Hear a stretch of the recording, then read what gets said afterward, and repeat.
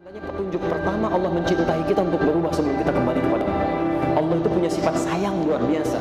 Gak akan dibiarkan seorang hamba pulang untuk masuk ke dalam neraka kecuali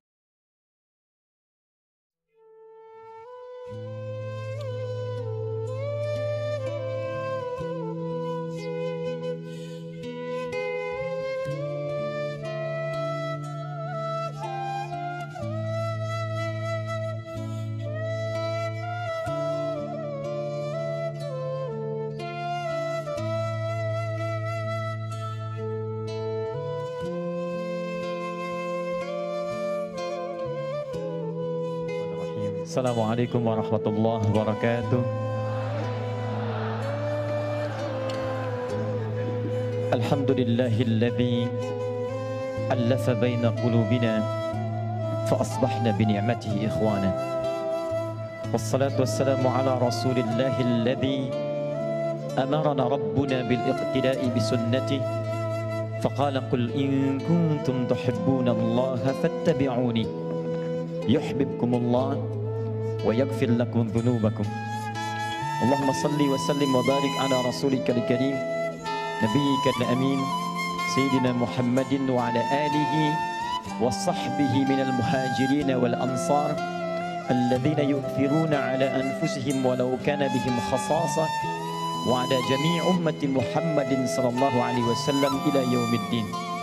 Amma ba'd, fa ya ibadallah أوصي نفسي وإياكم بتقوى الله فقد فاز المتقون فلا تموتن إلا وأنتم مسلمون. فقال تعالى يا أيها الذين آمنوا اتقوا الله حق تقاته ولا تموتن إلا وأنتم مسلمون. Teman-teman sekalian, saudara-saudariku ahli hijrah, boleh saya sebut dengan muhajirin? Kalau saya sebut muhajirin boleh bertakbir? Wahai muhajirin, wahai muhajirin, wahai muhajirin. Saya bermohon pada Allah Subhanahu wa taala mengawali jumpa kita di malam ini, semoga Allah hadiahkan antum kita semua surga terbaik si Allah Subhanahu wa taala.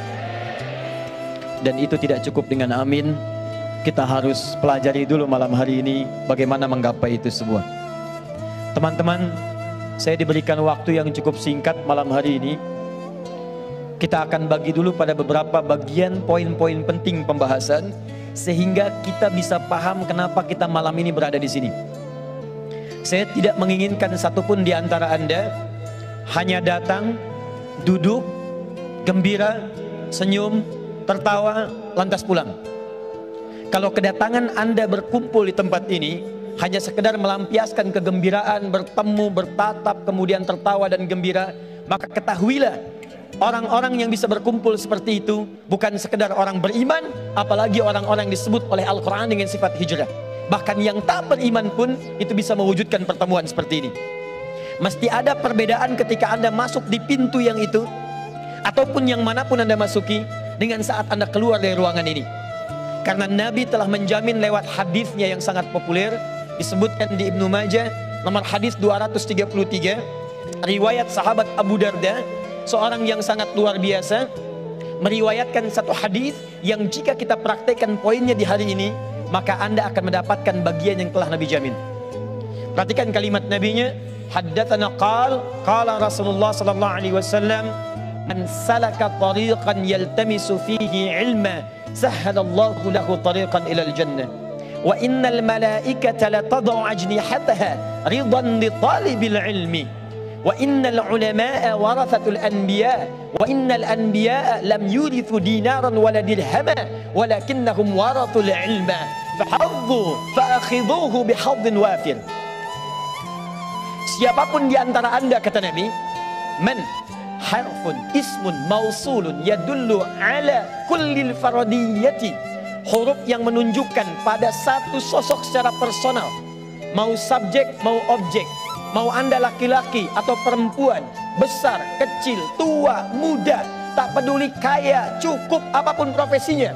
Kata Nabi, siapapun di antara Anda mampu meluangkan waktu, kemudian menempuh satu jalan hanya untuk datang mempelajari sebagian dari tuntunan agamanya, Anda ingin berubah dari sebelumnya, Anda ingin lebih baik lagi dari sebelumnya, Anda ingin lebih dekat dengan Allah Subhanahu wa Ta'ala, maka setiap keringat yang keluar dari tetesan kulit Anda, setiap tapak kaki yang melangkah sampai dengan ke tempat Anda tuju, kata Nabi, perhatikan kalimatnya, itu semua langsung akan dinilai oleh Allah dengan meringankan langkah Anda menuju surga.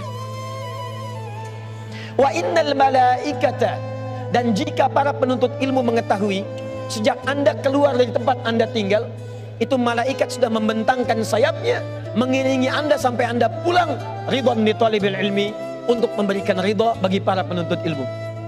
Karena itu teman-teman, mari kita perbaiki niat dulu sebelum kita mulai pembicaraan kita pada malam hari ini. Ikhlaskan karena Allah, siapkan untuk berubah. Ada 3 hal yang nanti Allah akan berikan bagi orang-orang yang nanti kita akan bahas dalam pertemuan pada malam hari ini. Siap insya Allah? Muhajirin? Muhajirin? Baik. Teman-teman, pertama, kenapa mesti berhijrah? Saya ulang. Kenapa mesti berhijrah? Anda mesti punya tujuan yang jelas. Ketika dibuka hijrah festival, Anda datang ke tempat ini, apa yang Anda dapatkan? Ternyata, mari kita lihat, Allah turunkan 1 ayat langsung yang memberikan 3 jaminan utama. 2 akan diberikan saat di dunia, 1 akan diberikan saat ia wafat menuju alam kuburnya, dan ketiganya akan Allah jamin dibawa sampai menghadap ke akhirat, mendapatkan surga paling nikmat yang dijanjikan. Ayat ini disebutkan di Quran surah yang keempat, surah An-Nisa ayat ke-100, posisi paling kiri sebelah bawah di mushaf. Mari kita lihat pelan-pelan. Wa may yuhajir fi sabilillah. Wa may yuhajir, dan siapapun yang berniat ingin berhijrah, berubah lebih baik daripada keadaan sebelumnya, ingin lebih dekat dengan Allah, ingin lebih dipandang mulia, ingin merubah keadaan supaya lebih baik dan sempurna sebagai manusia. Perhatikan kalimatnya. Yajid fil ardi muraghaban katsira. 1. Wasa'ah. 2. Wa may yakhruj min baitihi muhajiran ila Allah wa rasulih thumma yudrikul maut. 3. Faqad waqa'a ajruhu 'ala Allah. Orang-orang yang meniatkan dirinya datang untuk berubah, kemudian dia ingin berhijrah, bahkan difasilitasi malam ini dengan sebuah festival hijrah yang tidak pernah diadakan sebelumnya. Anda tahu, pertemuan malam ini bukan sekedar mempertemukan kita di tempat ini untuk berikrar, tapi lebih daripada itu, kita diringankan langkahnya oleh Allah. Saya punya keyakinan, dari sekian hamba Allah yang tahu acara ini, yang mendengar tentang acara ini, yang tahu tentang pertemuan di malam ini, pertanyaan saya, kenapa cuma Anda yang diringankan langkahnya? Kenapa Anda yang dilembutkan hatinya? Kenapa Anda yang punya kesempatan datang ke sini? Saya punya keyakinan, lebih dari sekedar datang, Allah ingin merubah hidup Anda untuk mendapatkan 3 kemuliaan yang dijanjikan di ayat ini. Dengan kalimat ini baik-baik. Kalau Anda sampai datang ke sini, duduk di sini, dan kita belajar di malam ini, mendengar ayat ini, tapi 3 kemuliaan ini belum mampu Anda raih, dan bahkan ada 3 semangat untuk meraihnya, maka dengan cara apa lagi Allah mesti menjadikan Anda orang baik? Ada banyak orang yang berharap datang ke sini. Dia bertanya berapa lagi tiketnya tersedia. Dia bertanya apa ada kesempatan bisa diperpanjang. Dia bertanya apa ada luang bisa didapatkan, dan tidak dia meraihnya. Dia tidak meraihnya. Ada yang kemudian mengisi kuotanya untuk melihat tayangan live via media sosial. Ada yang menonton di channel-channel yang telah disediakan. Anda kurang apa lagi? Diringankan, diberangkatkan, didudukan, mendengar, langsung melihat, menatap dan mendengarnya. Kalau pertemuan kita malam ini belum mampu mengubah Anda, maka dengan cara apa lagi Allah menjadikan Anda sebagai hamba yang terbaik? 1. Orang yang siap berhijrah, merubah dirinya lebih baik dengan segala profesi yang ia kerjakan dalam hidupnya, maka jaminan pertama yang Allah berikan, perhatikan kalimatnya, Allah akan berikan di awal mula proses hijrahnya ketenangan dalam jiwanya.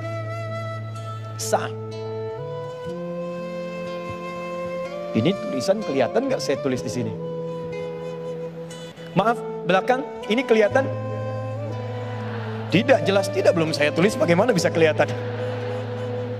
Hijrah itu tetap rasional ya. Jangan sampai hijrah tapi juga ada sesuatu yang kemudian terjadi. Ini belum saya tulis pantas kemudian tidak kelihatan. Lihat satu, tahan ya. Saya tuliskan pelan-pelan, lihat sini. Anugerah pertama yang Allah berikan bagi seseorang yang mau hijrah, satu namanya sa'atun, sin, ain, ta. Sa'atun artinya kelapangan hati, kedamaian jiwa, ketenangan dalam hati. Jadi kalau Anda mau hijrah, Anda ingin berubah, Anda ingin lebih dekat dengan Allah Subhanahu wa Ta'ala, awas, jangan sampai terbayang dalam benak Anda yang pertama kali diberi itu materi dunia, bukan. Atau kedudukan yang meningkat, mustahil. Orang yang pertama kali berniat untuk hijrah, maka yang pertama Allah berikan bukan dunia. Dunia terlampau kecil, kedudukan itu terlampau kecil. Yang paling tinggi yang pertama Allah berikan bagi orang yang ingin mendekat kepada Allah, Allah janjikan Allah akan berikan kelapangan dalam jiwanya sehingga dia merasakan ketenangan dalam kehidupannya. Yuk pilih mana ya? Tahan sebentar, pilih mana? Kaya tapi gelisah atau miskin tapi tenang? Tidak ada pilihan ketiga, jangan maksa. Cuma dua. Kaya tapi gelisah atau miskin tapi tenang? Baik, satu atau dua? Nomor satu atau dua? Pilih nomor satu atau dua? Oh, Masya Allah. Muhajirin? Baik, perhatikan baik-baik. Buka Quran surah ke-18 ayat ke-16, paling kanan sebelah atas di mushaf. Kenal Ashabul Kahfi? Kenal, ayo kenal di mana? Masya Allah. Cuman peserta hijrah festival yang kenal Ashabul Kahfi. Nabi Muhammad aja nggak pernah lihat. Antum bukan Nabi, bukan Rasul, bisa kenal. Pulang saya. Lihat teman-teman, Ashabul Kahfi, para pemuda, orang hebat. Mulai dari ayat 13-nya, ya. Nahnu naqussu 'alaika ahsanal innahum fityatun amanu bi rabbihim wazidnahum huda. Mereka para pemuda meninggalkan satu kebiasaannya, maaf, bergelut dengan hal-hal yang tidak menyenangkan, menjauh dari ridha Allah Subhanahu wa Ta'ala, dikejar-kejar oleh penguasa yang menginginkan mereka jauh dari Allah, dipaksa menyembah yang bukan Allah, dipaksa beraktivitas yang tidak menenangkan jiwa. Lantas mereka memilih untuk berhijrah. Mereka tinggalkan kemapanannya, mereka tinggalkan kesenangannya, mereka meninggalkan kemudian kenyamanannya. Anda tahu ketika mereka berhijrah untuk meninggalkan lingkungan-lingkungan sebelumnya, kemana Allah mintakan mereka untuk pergi? Bukan dipindahkan ke rumah mewah, bukan diberikan kendaraan yang hebat, bukan diberikan rumah yang luas, bukan itu. Tapi ketika mereka diminta oleh Allah hijrah, buka ayat ke-16-nya. Wa idh i'tazaltumuhum wa ma ya'buduna illallah fa'u ilal kahfi yanshur lakum rabbukum birrahmatihi wa yuhayyi lakum min amrikum mirfaqa. Allah. Ketika mereka memutuskan untuk hijrah, meninggalkan segala kebiasaan yang ada di kaumnya, mereka kemudian mendekat kepada Allah. Walaupun itu berjuang dengan hal yang tidak mudah. Ada yang menyerangnya, ada yang mencelaknya, ada yang memakinya, ada yang mengejarnya, ada yang berniat mengeksekusinya. Namun mereka bertahan menghadapi itu semua untuk mendekat kepada Allah Subhanahu wa Ta'ala. Apa perintah pertamanya? Fa'u ilal kahfi, masuk ke gua. Udah terbayang nggak? Kalau saya katakan sekarang, Ustadz, saya mau hijrah. Oh, silahkan ya, pergi ke Gunung Karang, masuk ke gua. Pertanyaan saya, masuk tidak Anda? Kalau ada Anda bertanya, saya pengen hijrah, lantas Anda disuruh masuk ke dalam gua. Pertanyaan saya, masuk tidak? Ulangi, masuk tidak? Tidak. Perhatikan bagaimana keyakinan mereka terhadap Allah. Diperintahkan masuk gua, sepanjang Allah yang perintahkan, saya masuki gua itu. Masuk guanya bukan karena guanya, cuma karena Allah perintahkan. Kalau Allah nggak minta, saya nggak akan masuk ke gua itu. Anda bisa bayangkan, gua yang tempatnya lebih sempit dari rumah yang ditinggali, fasilitasnya nyaris tidak didapati, kemewahannya tidak diraih, ketenangannya dirasakan, nampaknya tidak seperti tempat sebelumnya. Tapi ketika mereka masuk ke dalam gua itu, apa yang Allah berikan? Yanshur lahum min rahmatihi. Di gua itulah Allah turunkan rahmatnya, sehingga membuat tempat yang sempit terlihat gelap, tiba-tiba dengan rahmat Allah menjadi terang dan lapang dalam kehidupannya. Jadi kalau Anda ingin berhijrah, boleh jadi Anda meninggalkan kebiasaan-kebiasaan yang sebelumnya pernah dirasakan. Ada perkumpulan yang membuat tawa, ceria, gembira tapi lupa dengan sholat. Ada diskusi yang dinikmati sampai menjadi titian-titian sinetron tapi penuh dengan gibah. Ada aktivitas yang terasa nampak enak, uangnya datang berlimpah, tapi di dalamnya banyak maksiat yang dikerjakan. Tiba-tiba ketika Anda ingin meninggalkan itu semua, Anda harus berhadapan dengan meninggalkan segala kemapanan dan kemewahan yang tadinya diraih. Dari yang semula tempatnya enak, fasilitasnya bagus, tiba-tiba masuk gua. Saya mau tanya pada Anda, tahan ya. Kalau teman-teman yang ikhwan bekerja, dapat gaji 100 juta, sholatnya susah. Tiba-tiba ada tawaran pindah tempat kerja. Di pekerjaan itu gajinya 100 ribu, tapi sholatnya enak, baca Qur'annya hampir tiap hari, puasanya bisa rajin. Pilih mana? 100 juta banyak maksiat atau 100 ribu dekat dengan Allah? Masa? Itu nggak mudah. Itu nggak mudah. Jadi kalau Anda pengen hijrah, yang pertama kali dirasakan pasti tantangan. Anda pasti akan pindah ke dalam suasana yang menguji kelapangan hati kita di dalamnya. Jadi jangan heran kalau tiba-tiba Anda hijrah, kemudian dicela orang. Bukan Anda saja yang dicela. Perhatikan, Allah dicela oleh orang kafir, malaikat dicela, nabi dicela, rasul dicela, ulama dicela, sahabat dicela, tabiin dicela. Anda Allah bukan, malaikat bukan, nabi bukan, rasul bukan, sahabat bukan, tabiin bukan, ulama bukan, imam bukan, jadi makmum kadang-kadang. Anda nggak pengen dicela, Anda siapa? Jadi kalau Anda kemudian berubah, tiba-tiba kumpul-kumpul, pindah ke majlis taklim, ada yang mengatakan soleh, padahal nama Anda Asep misalnya. Bagaimana cara memahaminya? Kata Al-Quran, lihat kalimatnya. Baik itu lawannya buruk. Jadi jika ada celaan kepada Anda yang baik dari asalnya yang buruk, itu sesungguhnya bukan celaan. Sesungguhnya rahmat Allah yang menetapkan perubahan pada diri Anda menjadi baik dan keluar dari lisan yang buruk. Jadi kalau Anda dicela orang karena berhijrah, jangan marah. Sebetulnya itu pengakuan dari Allah karena Anda telah berubah. Yang jadi masalah itu kalau Anda dicela ketika melakukan perbuatan buruk, maka disitulah kecemburuan Allah datang untuk mengembalikan Anda pada kebaikan. Satu. Yuk tahan sebentar. Saya mau tanya pada Anda, Nabi Muhammad itu rumahnya luas atau sempit? Pernah lihat? Itu masalahnya. Kamar Nabi dengan Sayyidah Khadijah ketika berumah tangga, para akhwat, luas atau sempit? Makanannya banyak atau sedikit? Tahu dari mana? Oke, sekarang mari kita lihat.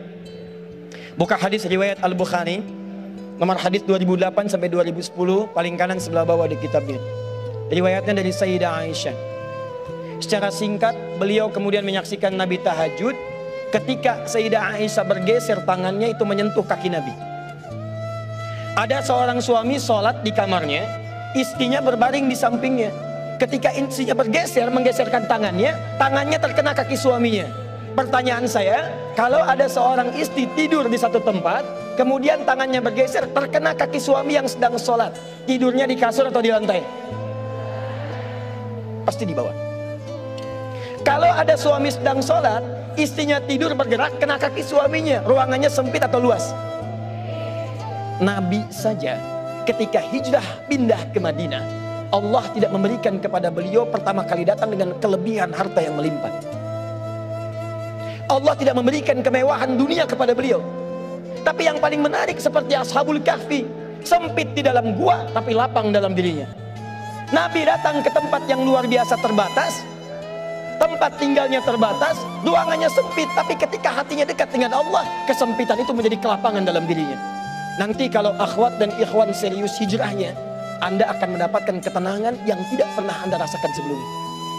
Demi Allah saya katakan, bahkan uang yang Anda kumpulkan saat ini tak akan mampu membeli ketenangan itu. Coba Anda biasakan ya. Teman-teman sebelum bangun tahajud, biasakan sholat fardu misalnya.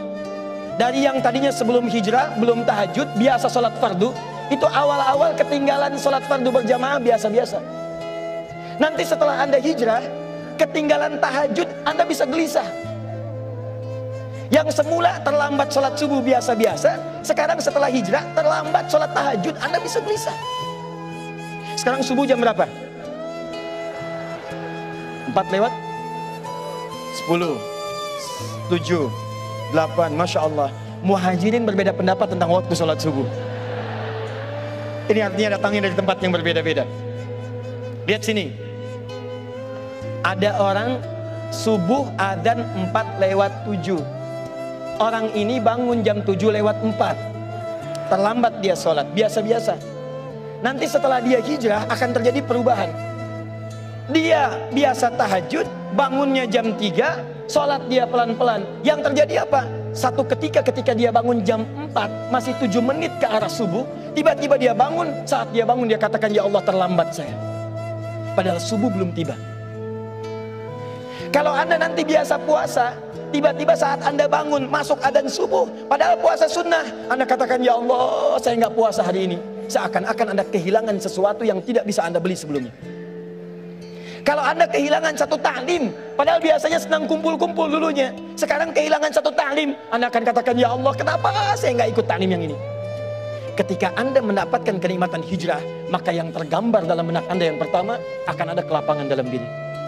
Makanya mohon maaf ya para akhwat, ikhwan, kalau ada yang mengajak antum hijrah, lalu antum berproses hijrah, tapi tidak memberikan ketenangan ke dalam jiwa, berarti ada sesuatu yang tidak tepat dengan hijrahnya. Pasti ada yang salah. Karena orang hijrah itu ciri pertamanya hatinya lebih tenang. Kenal dengan Talhah, sahabat Nabi SAW. Talhah hijrah dengan istrinya. Kemudian beliau tinggal di Madinah. Satu kali Nabi kedatangan seorang tamu mengatakan, ya Rasulullah, saya datang lapar, boleh saya minta jamuan? Nabi tanyakan pada setiap istrinya, datang ke Sayyidah Aisyah, ada makanan? Kata beliau tidak. Datang kepada Zainab radhiyallahu ta'ala anha, ada makanan? Kata beliau tidak. Datang kepada Saudah binti Zam'ah, ada makanan? Kata beliau tidak. Perhatikan, seorang Nabi saja itu belum tentu mendapati makanan di rumahnya. Saya pernah mendengar riwayat seperti ini. Satu kali, saat Nabi itu di pagi hari bersiap untuk sarapan, ternyata di rumahnya Sayyidah Aisyah nggak punya makanan. Anda bayangkan, Nabi di rumah nggak ada makanan. Sayyidah Aisyah kemudian menangis pada saat itu, mengatakan pada dirinya, ya Allah saya zalim ya Allah pada Nabi. Hari ini beliau tidak puasa, tapi saya nggak punya makanan untuk dimasak. Anda tahu apa yang Nabi lakukan? Beliau datangi istrinya, beliau berikan senyuman terbaik, lalu beliau bisikan ke telinganya, sayang, tahukah kamu hari ini aku puasa?